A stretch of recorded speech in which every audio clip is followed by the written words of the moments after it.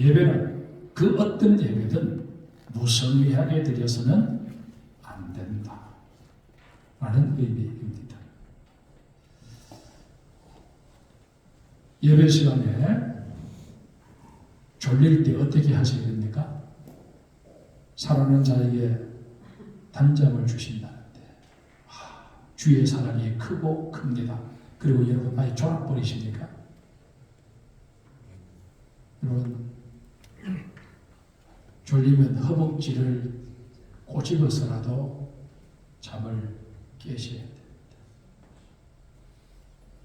제가 안동에서 목회할 때 설교를 하는데 장로님 한 분이 앞에 앉아서 벌떡 일어서시더니만 저 뒤쪽으로 가시는 거예요. 장로님 뭐 내 설교한 내용이 뭐 기분 나빴나 그런 생각이. 그리고 저 뒤에 서가지고 차례자세로 서서 예배를 드리시더라고요. 그래서 나중에 예배 끝나고 자네 왜 그러셨어요? 어제 그냥 뭐 이런저런 일이 있어서 내가 그냥 고민하다가 제대로 잠을 못 자고 오늘 예배드리는데 뭐 졸려가지고 그 목사님 앞에서 조선을 놓고 그래서 저 뒤에 가서 내가 서서 예배를 드렸습니다. 졸지 않으려. 여러분 졸리는 것은 우리의 생리 현상이기 때문에 어쩔 수 없습니다. 그러나 아예 그냥 마음먹고 졸아버리는 것은 그것은 올바른 예배자의 태도가 아니다 하는 것을 여러분 기억하시기를 바랍니다. 어떤 분은 그런 얘기 하시대요. 자기 아내가 성가대에 찬양대석에 앉아있으면 졸았다가는 집에 가서 혼나기 때문에 아내가 그 찬양대석에 앉아있으면 절대로 안 졸리대요. 그런데 아내가 성가대석에 없는, 그러니까 뭐 아내가 무슨 1부, 2부, 3부 뭐 저녁 예배 다 하는 건 아니잖아요. 그러니까 그 아내가 없을 때는 긴장이 풀려가지고 졸립다고 얘기하는데 나는 그분에게 묻고 싶습니다. 하나님이 내가 신경 써야 될 대상인지 내 아내가 신경 써야 될 대상인지 내가 지금 하나님을 예배하는 건지 내 아내를 예배하는 건지 이게 헷갈리잖아요. 그러니까 여러분들 정말 하나님을 향해서 예배할 때 우리의 태도가 어떠해야 하는지를 좀 덜 깊이 좀 생각하실 수 있었으면 좋겠고 항존집뿐이 아니고 서리집사 때는 졸아도 아무도 눈여겨보지 않습니다. 뭐 설령 그게 또 흠이 되지도 않고요. 그런데 항존집분자가 돼가지고 졸면은 아이고 김집사 또 졸다 박근사 또 졸다 그런 얘기가 나온다니까요.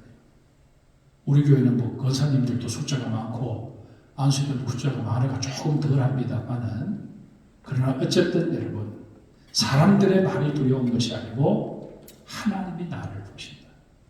예배자로 부르신 하나님께서 나를 보고 계신다 하는 것을 좀 생각하셔야 합니다. 간혹 보면 이제 항존직분자가 되면 내가 이제 교회 책임을 좀 더 중하게 맡게 됐다 하는 생각 때문에 예배에 와서 또 뭘 하느냐 하면 누가 왔는지 안 왔는지를 찾는 그런 버릇이 생깁니다. 그러실 필요 전혀 없다 하는 것을 여러분 꼭 유념하시고 예배 시간에 오셔서 누가 왔는지 안 왔는지 그거 관심 갖지 마시고 하나님과 나와의 관계 속에서 정말 하나님이 나에게 베풀어 주시기를 원하시는 그 은혜를 사모하며 또 하나님 앞에 말씀에 부딪혀서 내가 어떻게 한 주간을 살 것인가를 서원하고 결단하는 거기에 초점을 맞추셔야 된다 하는 것 꼭 기억하실 수 있기를 바랍니다. 또 어떤 사람은 뭐 앞에 설교하는 목사가 자주 쓰는 단어가 있으면 그거 몇 번 쓰는지 그거 그냥 발을 정자석 하면서 헤아리고 있는 분이 계십니다. 물론 잠 쫓기 위해서 그렇게 하신다고 이해는 됩니다만은 그러나 그게 중요한 게 아니잖아요. 그 설교하는 목사의 습관에 따라서 자주 쓰는 단어 그게 메시지의 핵심은 아니잖아요. 그러니까 메시지의 핵심을 놓치지 안기 위해서 애쓰는 것이 필요하고 또 찬송을 부를 때도 건성으로 부르지 마시고 여러분 찬송 가운데 임하는 하나님의 은혜가 얼마나 큰지 모릅니다. 특히 우리 남자분들 찬송을 한번 진지하게 정말 찬송을 내 마음과 뜻과 정성을 다해서 한번 불러보십시오. 그러면 그 찬양을 통해서 하나님이 내 심정을 어루만져 주시고 내 문제를 해결해 주시는 것을 경험하게 되실 것입니다. 여러분 남자가 40이 넘으면 눈물을 많이 잃어버립니다. 물론 뭐 그 뒤 더 나이가 들면 제 나이쯤 되면 드라마 연속극 보다가도 눈물이 나와가지고 아내가 당신 또 오나 하는 소리 들을까 싶어서 저 뒤쪽으로 돌아가서 그냥 휴지로 눈물 싹 감추고 갑자기 소변이 왜 말입니다 하고 이렇게 화장실로 도망가고 그렇게 합니다만 여러분들 그런 눈물 말고 정말 하나님 앞에서 흘리는 눈물들이 있기를 주님의 이름으로 간곡히 부탁을 드립니다. 자, 강의 듣기로 넘어갑니다. 교회의 우선 본질은 예배 드림입니다. 교회의 5대 사명이 뭐예요? 교회의 5대 사명 세례문답 때 늘 나오는 것입니다. 교회의 5대 사명 한번 해봅시다. 제일 첫 번째 예배, 교육, 친교, 봉사, 선교 이 5가지 아닙니까? 자, 믿음, 소망, 사랑 이 3가지는 항상 있을 것인데 그 중에 제일은 사랑이다. 뭐 이런 성경 구절도 있습니다만은 교회의 사명, 예배, 교육, 전도, 전교, 선도, 선교 마찬가지고 봉사, 친교 이 5가지는 항상 있을 것인데 그 중에 제일은 뭐라고요? 그 중에 제일은 예배다. 그래서 여러분 선교 헌금 많이 하고 친교하는 일에 있어서 그냥 내가 그 인간성이 좋아가지고 사람들 하나로 이렇게 만들어내고 어떤 그 남성교회나 여전교회 기관의 회장이 되어서 잘 아우르고 부흥시키고 하는 것 다 소중한 일들입니다. 그리고 교회 이게 성경 공부나 이런 데 열심으로 참여하고 하는 것들 다 귀한 일입니다.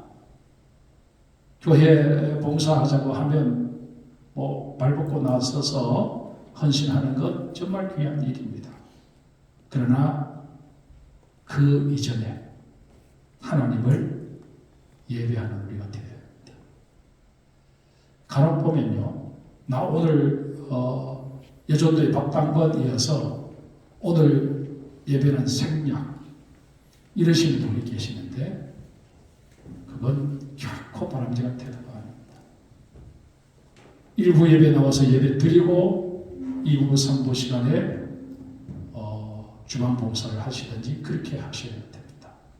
예배를 빼버리고 뭔가를 하는 그것은 결코 하나님이 기뻐하실 일이 아니다 하는 것을 여러분 명심하셔야 됩니다. 내가 정말 우리 아는 사람들이 다 예수 믿는 사람은 아니잖아요. 일가 친족들이 다 예수 믿는 사람들은 아니잖아요. 그래서 그 일가 친족들과 어쩔 수 없이 주일날 약속을 잡았으면 정말 여러분 우리 교회는 7시에 일부 예배가 있다는 사실을 감사하면서 일부 예배에 참여하시고 가족 모임에 가셔야 됩니다. 뭐 가족 모임을 7시에 하는 집은 제가 보기에는 없을 것 같아요. 아니면 여러분들이 가족들에게 나 일부 예배 드리고 가야 되니까 우리 가족 모임을 9시에 좀 모이자 라든지 이렇게 그 정도는 제한할 수 있을 만큼 이 일가 친족들 간에 이렇게 좀 신임을 얻어두셔야 됩니다. 그냥 인정도 못 받고 해가지고 그냥 무슨 말 해도 그냥 무시당해버리고 이렇게 되시면 안 된다 하는 것을 여러분 기억하시고 정말 여러분의 삶에 있어서 예배라고 하는 것은 그 어떤 경우에도 소홀히 할 수 없는 그런 하나님을 향한 우리의 의무다 하는 것을 꼭 기억하실 수 있기를 바랍니다. 자, 그 중간쯤에 보면 예배는 하나님을 섬기는 일이다 하는 부분이 있죠. 찾으셨습니까? 예, 우리 같이 한번 읽겠습니다. 시작. 예배는 하나님을 섬기는 일이다. 예배의 뜻은 라트레이아 섬기다 이런다는 뜻이다. 프로스케네오 절한다 경배한다는 뜻. 영어에서는 워십으로 번역한다. 즉부터 다시 읽겠습니다. 즉 예배는 아버지 하나님을 최고로 기쁘시게 하는 일이다. 하나님을 찬미하고 하나님께 영광을 돌리는 것보다 더 귀중한 일은 없다. 예배는 보는 것이 아니라 드리는 것이다. 구경꾼이 아니라 실제로 하나님께서 기뻐하시도록 감사와 찬양을 드려야 한다. 예배를 본다는 말보다는 한다는 말이 성경적이다. 예배는 단안에 이미 경배하는 뜻이 들어있어 하나님께 예배하라고 합니다. 하나님께 예배합니다가 옳은 표현이다. 예배는 하나님과 사람의 만남이다. 그 만남은 기쁨이며 감격이다.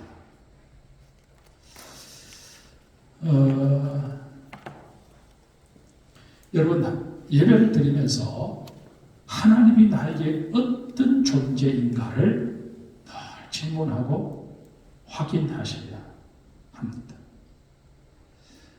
하나님이 나에게 있어서 정말 절대적 가치를 가지고 있는 분이라는 그 인식이 분명할 때 우리의 예배는 예배다워진다 하는 것을 꼭 명심할 수 있기를 바랍니다.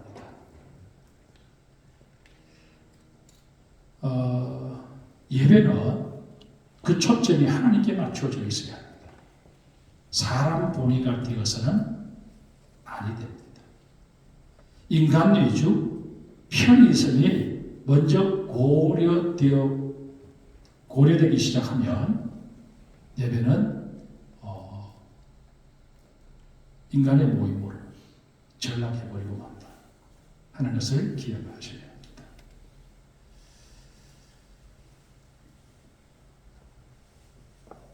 예배위원들의 역할을 보겠습니다. 성직자는 예배를 진행하는 일의 중심이 된다. 항종직들이나 평신도는 성직자와 함께 협력함으로 예배에 동력하게 된다. 예배위원이 되면 정한 일, 맡은 일에 성실하게 임해야 한다. 자, 여러분들이 주로 예배위원이 되는 경우는 앞서도 말씀드렸습니다만 기도하는 경우입니다.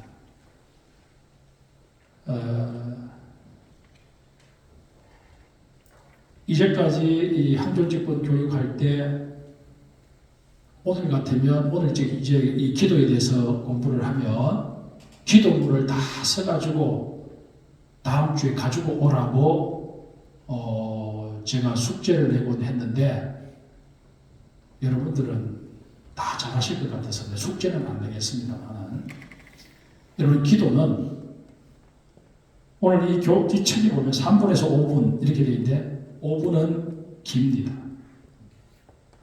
3분에서 조금 더 오버하는 것은 괜찮지만 3분 정도로 하셔야 되는데 그 여러분 공중기도의 기도를 인도할 때는 그 기도의 패턴을 정확하게 지킬 필요가 있습니다. 제일 먼저 보통 보면 앞에 그냥 하나님을 부르는 것도 그냥 빼버리고 그렇게 기도하는 경우가 있는데 여러분들에게 제가 분명히 말씀드립니다. 하나님을 일단 부르셔야 됩니다. 그러나 그 하나님을 부르심에 있어서 너무 미사여구를 많이 붙이려고 하지 마십시오. 그러다 보면 우리의 기도가 형식적이 된다. 율법적이 되어버립니다. 전지전능하시고 무소무죄하시며 나의 안고 일어섬을 다 헤아리시고 천지를 창조하신 전능하신 나의 하나님 극하다 보면 그냥 1분 지나가버려요. 그러지 마시고 정말 여러분들이 고백하는 그 하나님에 대해서 수시간을 한두 개 정도 붙이시고 그렇게 하나님을 부르시고 그리고 그 하나님을 향하여 제일 먼저는 영광을 돌리는 부분을 넣으셔야 됩니다. 하나님 먼저 영광을 돌리고 그리고 이제 여러분 개인의 이야기가 아니라 우리 공동체 전체가 지나온 삶에 대해서 하나님 앞에 회개하는 것입니다. 나는 하나님 앞에 이런저런 어떤 그 해결할 거리가 설령 없다 그렇게 얘기치더라도 우리 공동체 속에는 아픔도 있고 뭐 이런저런 힘듦도 있고 또 선택의 상황 속에서 하나님이 원하지 않은 선택을 해서 그게 마음에 지금 침이 되어서 앉아있는 분들도 있을 수 있잖아요. 그렇기 때문에 그런 것들을 총망라해서 회개의 기도를 드리셔야 됩니다.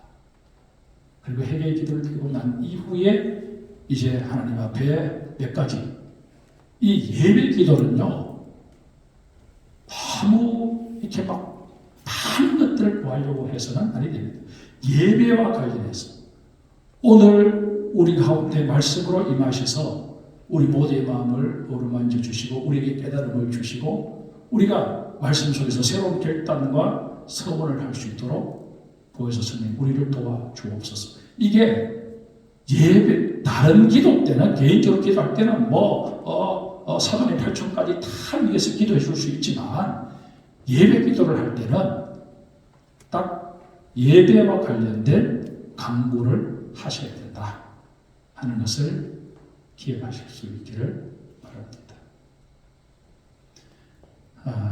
그리고 반드시 마지막에는 예수님 이름으로 기도합니다 라는 것을 넣어야 합니다. 이것을 여러분들이 살을 붙여서 기도하면 한 3분 정도면 하고 싶은 얘기는 하나님께 드릴 수 있는 말씀은 다 드릴 수 있습니다. 그렇기 때문에 3분, 길어도 4분 그렇게 하시고 여러분들이 그냥 나는 기도 생활에 익숙하기 때문에 나는 그냥 올라가서 기도하란다 그렇게 생각하실 수도 있는데 그것은 공중기도에서는 바람직한 태도가 아닙니다. 여러분들이 개인적으로 기도할 때 30분 기도하면 어떻고 1시간 기도하면 어떻고 하루 종일 기도하면 어떻겠습니까마는 그러나 예배 기도를 드릴 때는 딱 정해진 폼에 따라서 정해진 내용들을 간구하셔야 된다 하는 것을 유념하셔야 되는데 그러려면 일단 적으셔야 됩니다. 본인이 적은 것은 외우기가 쉽습니다. 그렇기 때문에 적어 오셔서 그걸 암기하셔서 눈 감고 기도하시는 거야. 누가 뭐라고 그러겠습니까? 반은. 그러나 일단은 적으셔야 돼요. 그래야 시간을 지킬 수 있고 내가 기도해야 될 내용을 정확히 짚어서 기도할 수 있기 때문에 그렇습니다. 꼭 그렇게 해주시기를 부탁을 드립니다.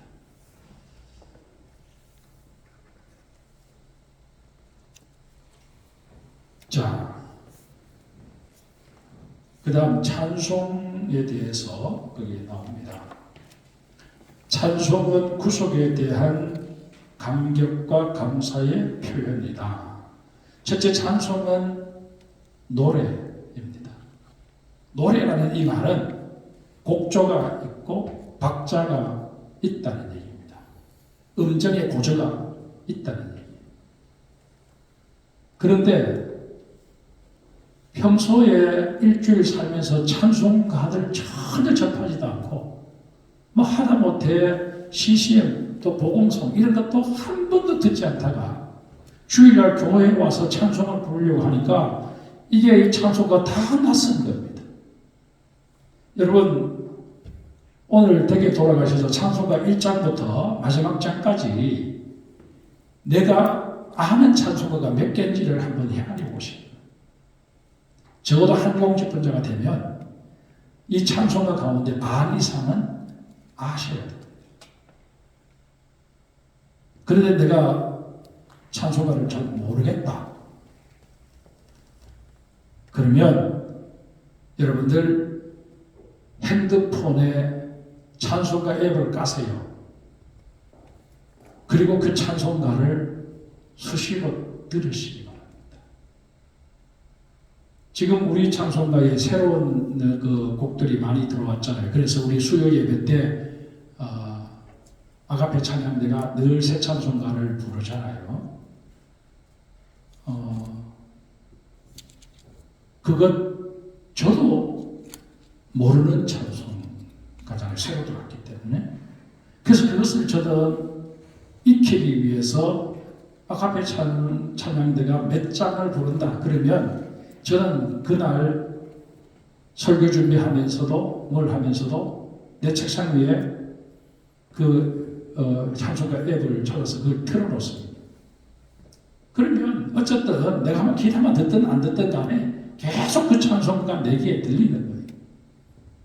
그렇게 하고 수요일 올라가서 마지막 절이든 3절, 4절 같이 부를 때 그래도 따라 부를 수가 있고, 그렇게 하고 나면 다음에 그 찬송을 부를 기회가 있으면 그 찬송가 내게 귀에 익은 곡이 된다 하는 것입니다. 여러분, 예수 그냥 되는 대로 그냥 믿지 그렇게 여러분 생각하지 마시고, 항전천부자가 되면 나 예수 한번 제대로 믿어볼란다. 나 신앙생활 한번 제대로 한번 해볼란다. 나 예배 제대로 한번 드려보고 정말 찬송의 삶도 내 제대로 한번 살아볼란다. 이런 각오와 결단들이 좀 있기를 간곡히 부탁을 드립니다.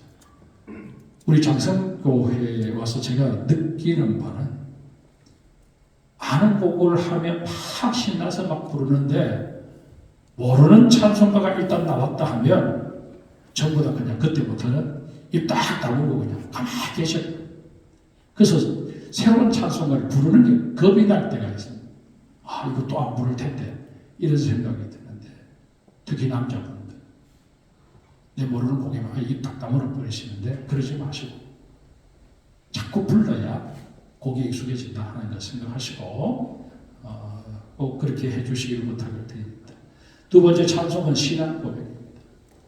찬송가의 그 가사는요, 그냥 붙여진 게 아니고 그 찬송가의 가사를 쓴 사람은 정말 그 가사를 쓰기 위해서 어떤 큰 영적인 체험이 있었거나 아니면 많은 기도 속에서 그 찬송가 가사를 쓴 것입니다. 그리고 그분들의 다 신앙 고백이 거기 담겨져 있습니다.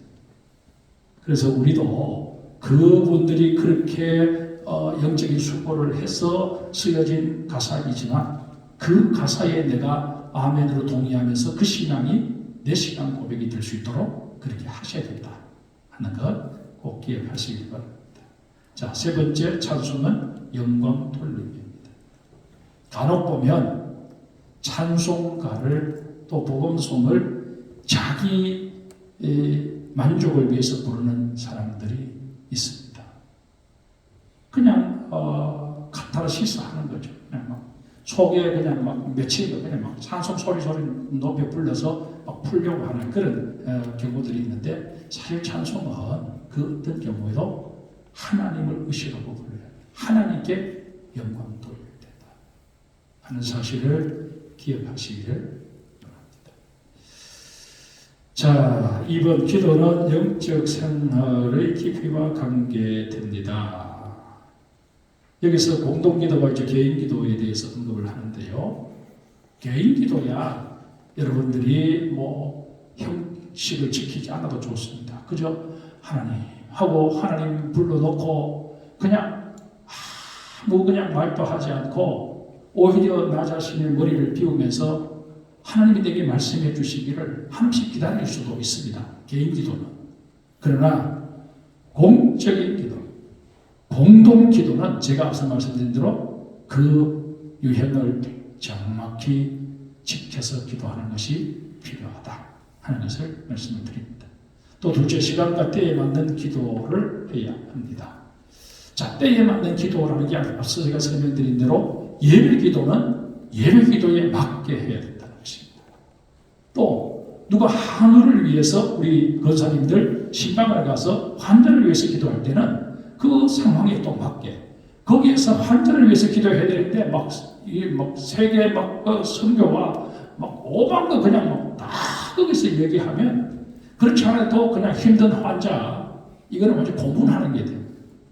그러니까 그 환자와 관련된 것만 기도를 하시면 된다 하는 것을 기억하시고, 기도는 반드시 길어야만 하나님이 듣는 것은 아닙니다. 특히 내가 기도 인도자가 되어서 기도할 때는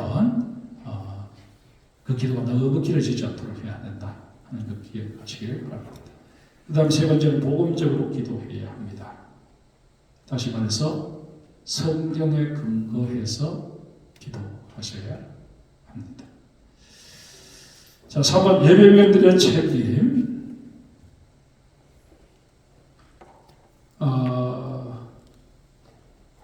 제가 지금 읽고 있는 책이 웨인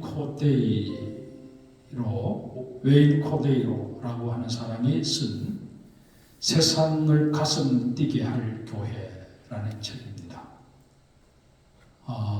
제가 지금 읽으면서 은혜를 많이 받고 있는데 지금 제 계획으로는 이게 12가로 되어 있거든요. 그래서 내년 1월 초에 이 책을 가지고 특별 새벽 기도회를 지금 할까 생각 중입니다. 세상을 가슴 뛰게 만들 교회의 첫 번째 특징이 뭐냐? 그 책에서는 하나님의 임재에 굶주린 교회다. 그렇게 설명하고 있습니다. 하나님의 임재를 간절히 성도들이 사모하고 그 교회 공동체가 하나님의 임재를 사모할 때 그게 그 어떤 영적인 어떤 무브먼트가 교회 내에 머무는 게 아니고 그런 교회 성도들이 세상으로 다시 파송되어 나갈 때 세상에서 역사를 일으킨다는 것입니다. 그리고 그런 교회 성도들에 의해서 믿지 않는 사람들이 감동을 받는다는 것입니다. 믿으려면 절여야 된다. 이런 얘기들이 나오게 된다는 것입니다. 여러분, 이제 한 번 직분자 되고 난 뒤에 정말 우리 교회 우리 회사의 김 과장님 교회에서 안수집사 됐다 그러더니만 사람이 달라지는 것 같다. 그런 얘기를 여러분 들으셔야 되지 않겠습니까? 제가 너무 안타까운 것은 제가 과거에 섬겼던 교회의 안수집사님이신데 주중에는 어디 멀리 직장이 멀리 옮겨져서 거기 가서 이제 생활을 하시고 주말이 되면 다시 오시는데 그 집사님이 그 안수집사님이 근무하는 곳에 내가 우연히 가게 된 것입니다. 나는 가서 보니까 그 마을에 교회가 하나 있길래 그 교회 목사님이 마침 아는 분이어서 우리 교회 어느 집사님 수요일 때 예배 나오실 텐데 아냐 이러니까 그 좁은 동네고 그분이 다니는 그 직장이 그 마을에 상당히 이렇게 좋은 직장으로 알려져 있고 하니까 그분은 안 돼요. 우리 집사님은 아는데 그분이 교인인 줄은 이번에 처음 알았다. 그래 얘기하는 거예요. 목사님 제가 기분이 어땠겠습니까? 상당히 제가 괜히 그 말 해가지고 상당히 창피했던 그런 기억이 있습니다. 여러분 안수집사가 되고 나시고 건사가 되고 나시면 정말 모든 면에 있어서 정말 하나님 보시고 사업도 과거와는 다른 방법으로 좀 하시고 직장생활도 좀 다른 방법으로 하시고 가정을 꾸려가는 데 있어서 자녀들 대하는 것 그리고 남편 대하는 것도 이제는 좀 달라지십니다. 남편 한마디 하면 남편 하나 실수하면 그냥 따발총 쏟아지만 다다다다 해버리고 이제까지 그랬다 할지라도 이제 거사되고 나시면 그러면 알이 되어옵니다. 하여튼 명심하시기를 바랍니다. 남편들에게 제가 하긴 할 거예요. 우리 집사님들 권사님 되고 난 뒤에 좀 달라지셨어요 하고 남편들에게 내가 확인할 겁니다. 자, 여러분 그 5번째 줄 보세요. 예배위원들 책임. 정한 모든 예배에 출석해야 한다. 수요예배 안 나오시는 분들 안수집사 되고 나면 수요예배 나오셔야 됩니다. 이 교회의 안수 집사와 권사의 수가 적은 교회들, 규모가 적은 교회들, 그런 교회는요, 안수 집사나 권사가 수요 예배, 금요 성령 집회 빠지는 건 상상도 할 수 없어요. 제가 자란 교회가 시골교회잖아요. 거기에 안수 집사님, 거기 권사님, 교회 행사나 교회 무슨 공적인 예배에 빠지는 것 상상도 할 수 없어요. 그런데 우리 교회는 인원이 많으니까 내 빠져도 표도 안 날 텐데, 표 안 날 수도 있죠. 담임 목사도 모를 수 있죠. 부목사들도 모를 수 있죠. 그러나 하나님은 아십니다. 정말 여러분, 예배에 좀 더 열심을 내어 주시기를 간곡히 부탁을 드립니다. 여러분들이 열심을 내셔야 다음에 초신자가 되든 아니면 누가 되든 그런 사람들에게 예배 생활 열심히 합시다 하고 건면할 때 그 말에 거리가 실립니다.